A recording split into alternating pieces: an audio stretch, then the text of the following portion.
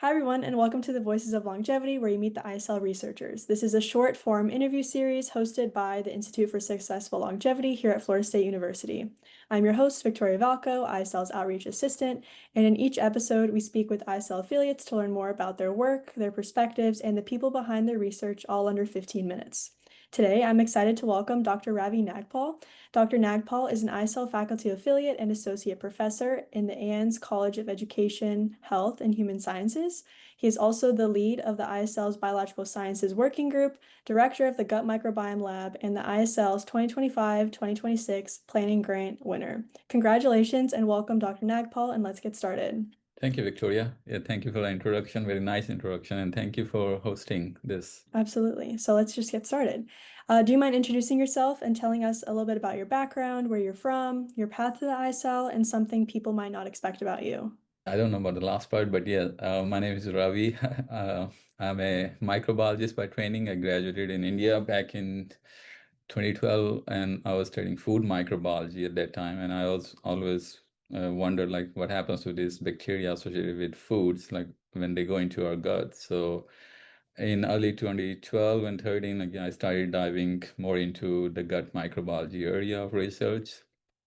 So I went for a research fellowship in Japan for 5 years, where I got first-hand training in the field of microbiome, gut microbiology, and then did a postdoc at Wake Forest, North Carolina, studying the role of microbiome in aging and metabolic health and or aging associated cognitive health. So yeah, in 2021, established my own lab at FSU, where the core focus of my lab is to understand how those millions of trillions of microbes living in our gut help us not only in digesting our food or metabolizing the information from their food, but also what role they play in our immune health, inflammatory health, cardiometabolic health, as well as aging related cognitive health. And I think I don't know what might not be expected about me. Many people think I'm like an expert and I work very hard, but I think I'm just still like a curious George in this big field of research, and I still am dumb in many areas. I'm just here. I dominate many of my colleagues and competitors in my curiosity, I think. Yeah. Awesome. Well, that's definitely unexpected. And I wanted to ask what first drew you into the field of aging and longevity research, and was there a personal connection or a moment that inspired you? I think research is always personal, whether we admit it or not. Like it's a profession for us, but it's always personal. We personally choose it because we love it, we find joy in it. But I think what first drew me into the field of aging research is, as I mentioned, like I was doing my research fellowship in Japan, and I was able to meet a lot of people from Okinawa, the blue zone, one of the blue zones. And it was so ordinary, common for me on a daily basis, come across people who are in their 80s or 90s or who are also centenarians, but they were like living very healthy, active. I mean, there was not a single day when I was able to guess their age, even close by. I would think like, oh, they might be in their 50s or 60s. They're very active, riding bikes, bicycles, taking their dogs for a walk, going to groceries all by themselves and enjoying life.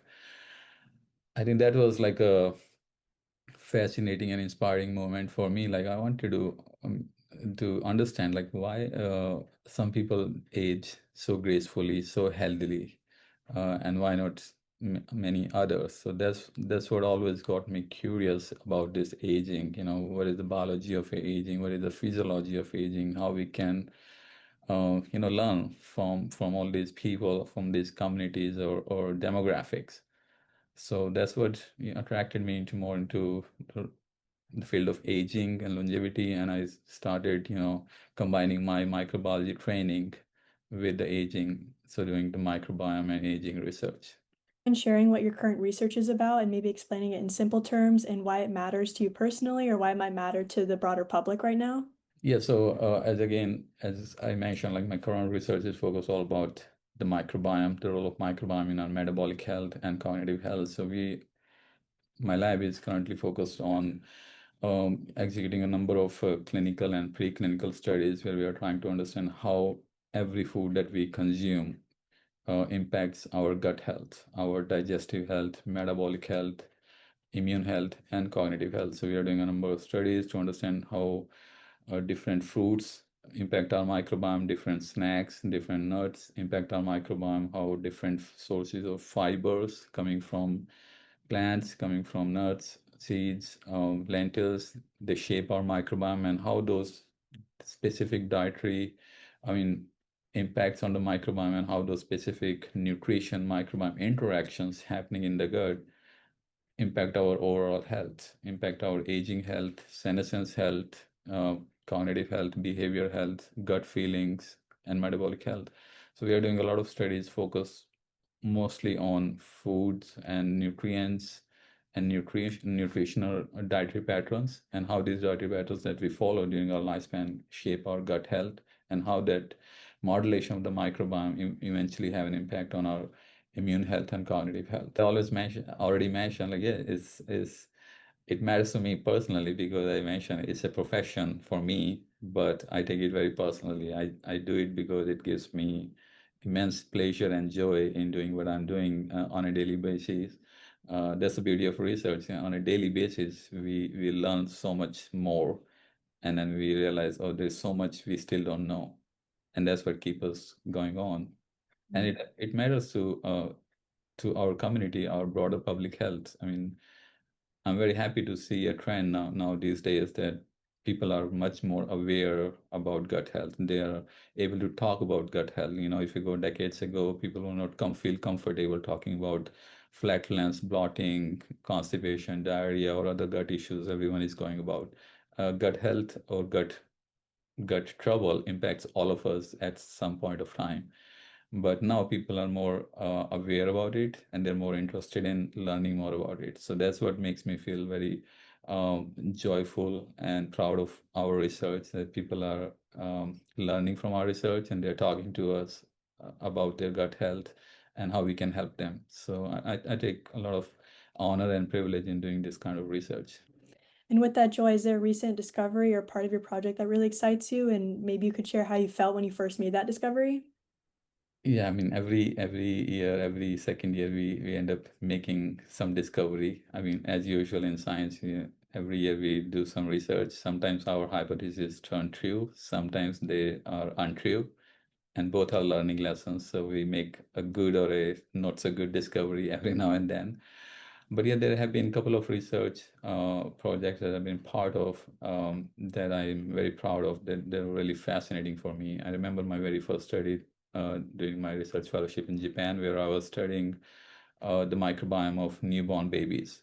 At that time, there was a huge notion that, you know, we are born microbiome free, but we acquire all this microflora from our environment after birth. But my research indicated that, you know, we have tons of microbes in our gut even before we are born. It means, I mean, during fetal stages, during embryonic stages. And that was one of the remarkable discovery I think my lab and my project made. And that got me very much curious about, okay, if we had the gut microbes in our gut, even before we come into this world, there might be some reason for that. Is it like nature's way of vaccinating us, or it's like training our immune system beforehand, protecting us, or something? So, what's the role of these microbes in our gut health? Because it's present in every baby, even before birth. So, that was one of the discovery that got me really excited about the field of microbiome. And during my another postdoc at Wake Forest University in North Carolina, I was doing this cool studies. I was part of this study in monkey models. So we are having like 40, 50 monkeys, and we decided to keep two different group of monkeys on two different diets. One was like a cafeteria style Western American diet, and one was like one group of monkey was maintained on a Mediterranean style diet, like high fiber, low sugar, you know, omega-3 rich diet. And what's fascinating was that within 1 year of diet intervention, we were seeing huge benefits in monkeys that were on like plant-based Mediterranean diet. They were not only we found much improvement in their microbiome as expected, but we also saw huge changes in their behavior and metabolic health, their insulin resistance, their body compositions, their you know, all those blood glucose, metabolic markers for triglycerides were improved, but also their behavior was changing dramatically. They were fighting less, they were less aggressive, they were more peaceful, they were grooming nicely, they were being nice to each other, in simple ways. And that was another like fascinating discovery or a project that I was part of that also got me more into, okay, so whatever food we consume is not just modulates our microbiome and gut health.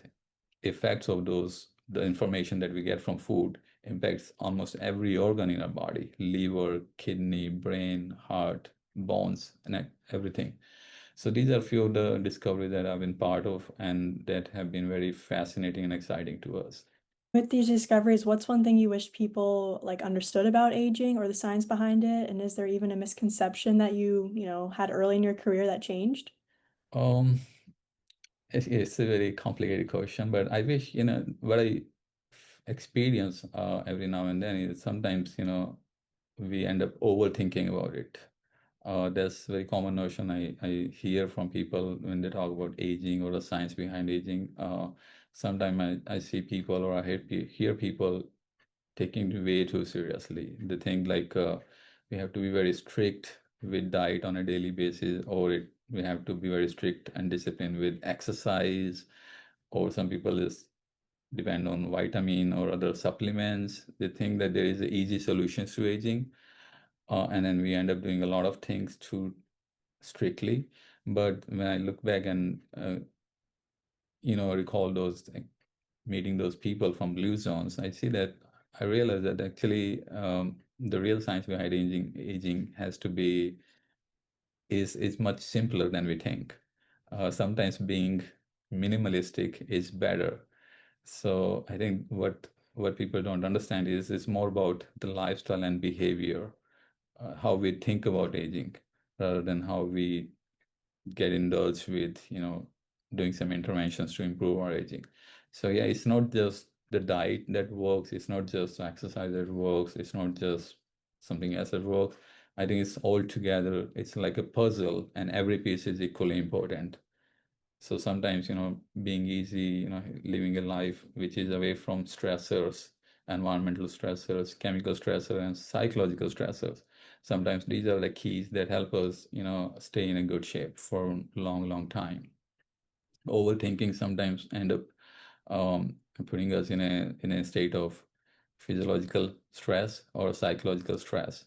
And in the long term, those are not so healthy. So we have seen in our research also that psychological stress can also mess up with our immune systems and cognitive health. So sometimes being minimalistic and going simple and enjoying the life rather than stressing too much about life is the key that I have learned from all those centenarians that I met from blue zones.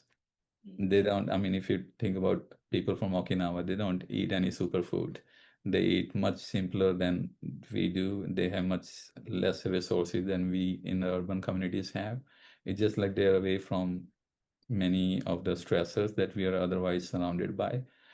They eat very simple food. They grow their own food. They eat maybe twice a day, but they enjoy life in a different way. And I think that's the key that's working for them. And is there a standout moment or an opportunity or relationship from the ISL that's had a big impact on your work or your career? Think of it, ISL has been very, very important for me, especially for my professional growth at FSU. I mean, the one big factor for me has been I was able to meet so many people through ISL. When I was new at ISL, I became a member of ISL and I started attending their seminars or other activities that they do. And I was able to meet so many people that I never knew existed on ISL or FSU campus. So that I had many opportunities to collaborate with people, like-minded people, like for example, including director Dr. J. Hey, I'm learning so much from him about the role of AI, how we can use technology and computer science and AI to improve aging. I met Dr. Julia Schaffer from School of Medicine Behavioral Health through ISL, and she had so much of common interest in research, especially the diet and microbiome and aging health, that we met through ISL and we ended up doing mainstream research together. We have funded projects and publications together. I met so many other people from College of Medicine through ISL, which were fascinating studies about the role of a purposeful life, and its relations with longevity. And that's also inspired me not only professionally but also personally. So I think ISL, I mean, every time I'm in every meeting with ISL or with whether it's a seminar or poster competitions or any other invited talk, every time there is an opportunity for me to meet a new person, to learn from those people, and then maybe end up collaborating, learning from those people. So I think ISL has been a huge boosting factor for my professional as well as personal growth at FSU. And what advice would you give to students interested in research or careers related to aging longevity or even your gut microbiome projects? And what's something you wish you knew when you started out? Start with the later question first. I wish that I knew when I started out. I always thought that research is very easy. You just become a scientist, and then next day you just do hundreds of experiments that you want to do, and then it's a pleasure. It's easy. It's piece of cake. But yeah, I realize that it's not that easy. It's getting difficult and difficult every year. It's a Herculean task to get your research funded. It's highly competitive. So yeah, I think our ability to be innovative, novel in our approach, and competent at the same time is super important. And that's something I wish I knew way earlier. But my advice to students, especially those who are pursuing aging research, is be ready for evolution in your skill set and your expertise, and be ready for more involvement of AI kind of technologies, because now we are entering a generation where we have huge big data sets. We have data from different demographic, different populations. Now, how we gonna sit back and then retrospectively or cross-sectionally, analyze the data to see, okay, what's unique about people that always live long life and disease-free aging longevity. So I think that's something that's going to be the next generation of aging research, the role of artificial intelligence, machine learning, and computer science technologies and bioinformatics in aging research. So I think that's something that I believe every student should have some kind of acquaintance with, to be able to have a grasp on this in this rapidly emerging area of research. Fantastic advice. And just to wrap up for fun, what's something non-research related you're passionate about or that helps you like unwind outside of work?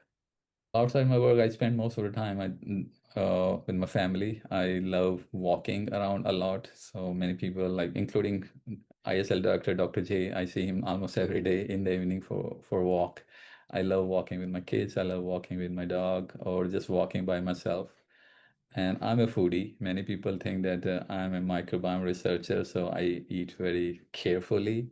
But no, I'm a big foodie, and yes, that's something I do for fun, like cooking, maybe chicken curries every now and then, and enjoying with my family and friends. And I love comedy and humor, so I keep telling some bad jokes every now and then to my students to make them happy. Well, thank you for sharing. And if you'd like to learn more about the ISL and the research here happening here across our network, please visit our website at isl.fsu.edu. And I'm Victoria Valko. Thanks for listening, and we'll see you next time on Voices of Longevity, where you meet the ISL researchers. Thank you, Victoria. Have a nice day.